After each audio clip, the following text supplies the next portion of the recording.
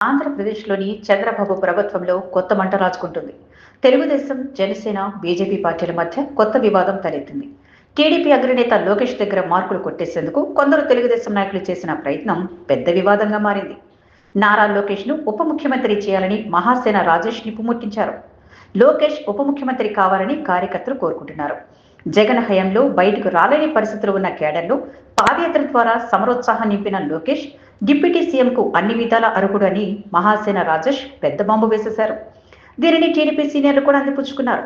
లోకేష్ ఉప ముఖ్యమంత్రికి అర్హుడేనని స్వయంగా సీఎం చంద్రబాబు సమక్షంలోని మాజీ మంత్రి, మరో పొలిట్ బ్యూరో సభ్యులు సోమిరెడ్డి చంద్రమోహన్ రెడ్డి అందుకున్నారు. దానిపై చంద్రబాబు మౌనం వహించడంతో మౌనం అర్ధాంగీకారమని గ్రహించిన సోమిరెడ్డి తన మనోభావం వ్యక్తం చేశారు. డిప్యూటీ స్పీకర్ రఘురామకృష్ణంరాజు సైతం లోకేష్ డీసీఎంకు అర్హుడేనని చెప్పారు. ఈ విషయం తెలియగానే జనసేన నాయకులు అగ్గి మీద గుగ్గిలమవుతున్నారు.